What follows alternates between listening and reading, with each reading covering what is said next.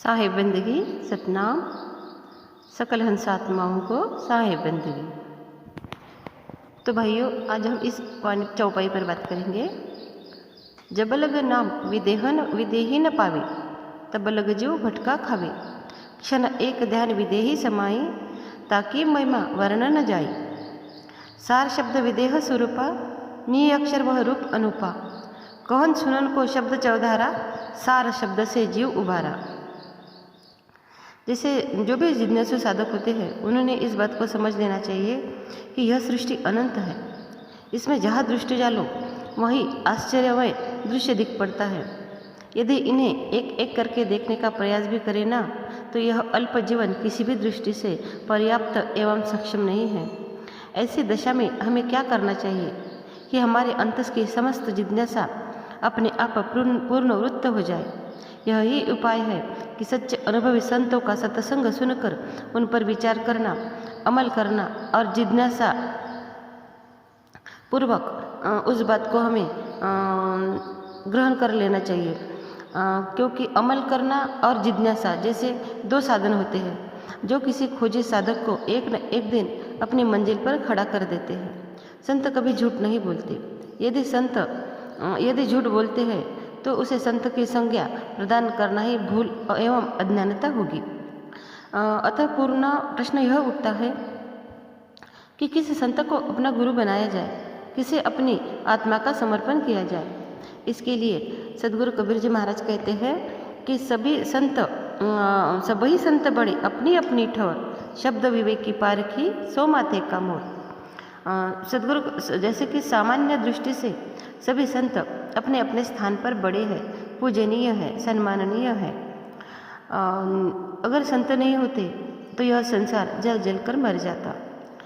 किंतु अगर कबीर महाराज की दृष्टि से वही संत सर्वश्रेष्ठ, सर्वपूज्य, सर्वसम्माननीय एवं सर्वोपरि है, जिसे शब्द अर्थात सार शब्द परमात्मा का अनुभव साक्षात्कार हो गया हो।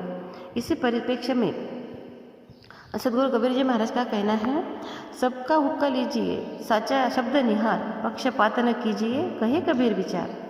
क्योंकि हमें जैसे कहीं पर भी कोई संत मिलता है तो उनसे हमें ज्ञान लेने में कोई कठिनाई नहीं है। लेकिन उनका जो ज्ञान है कहाँ तक है, उनका जो ज्ञान है, इस ज्ञान के बारे में हमें पूरी तरह से जिज्ञासापूर्वक भली बाती उन सदगुरु के सत्संग में जा कर के उनका उपदेश ग्रहण कर करके जैसे सदगुरु की वाणी वचन से हमें इस बात को समझ लेना चाहिए कि वह गुरु किसी अनहद नाद के बारे में तो नहीं बता रहा है। अगर वह गुरु अनहद नाद जैसी साधना के बारे में बताता है तो उसे कदापि स्वीकार नहीं करना चाहिए, अपितु इनसे प्रेम प्रार्थना के माध्यम से सार शब्द की जानकारी के बारे में ही कहना चाहिए। यदि वह सार शब्द की जानकारी का उपदेश देने में असमर्थ है तो वह सदगुरु कदापि नहीं है। वह सदगुरु का भेष धारण करके जीवों को धोखे में डालने वाला ही है। तो जैसे कि वह जो उसके आगे जैसे सदगुरु कबीर जी महाराज कहते हैं कि शब्द विवेक की पारखी सो माथे का मोर। तो माथे का मोर कौन है? माथे का मोर वह है कि जिसने अक्षर साधना के बारे में और अक्षर आत्मा के बारे में पूरी तरह से ज्ञान हमें दिया हो। वही हमें जैसे इस जीवन की जो माया रूपी झंझट और जंजालों से पूरी तरह से मुक्त करने वाला है। क्योंकि जो मायावी गुरु होते हैं उनमें अगर हम अटक जाएंगे तो क्योंकि कोई भी शिष्य अगर होता है तो उसे गुरु के प्रति बहुत ही प्रेम और आदर होता है और वह अपना पूर्ण समर्पण उस गुरु में कर देता है। लेकिन क्या होता है कि हमें इतना समझ नहीं होता है कि कौन सा गुरु सच्चा है और कौन सा गुरु झूठा है, कौन सा गुरु हमें सार की धूल पकड़ देने वाला है और कौन सा गुरु हमें संसार में भटकाने वाला है।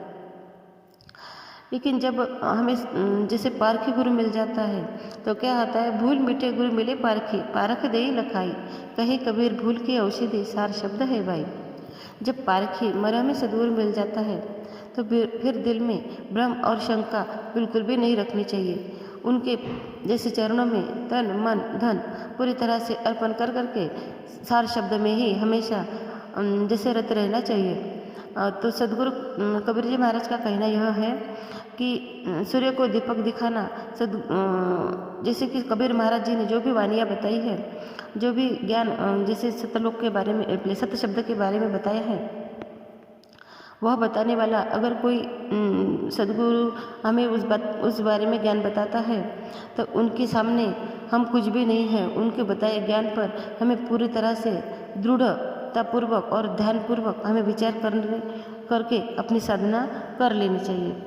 अब उसके आगे जब गुरु हमें ज्ञान देते हैं और सार की धुन को हमें पकड़ा के देते हैं, इस मायावी तन से हमें बाहर निकालते हैं, इस काया के गढ़ के ऊपर हमें ले जाकर के बिठाते हैं, तब क्या होता है कि सदगुरु ने तो उनका काम कर दिया होता है।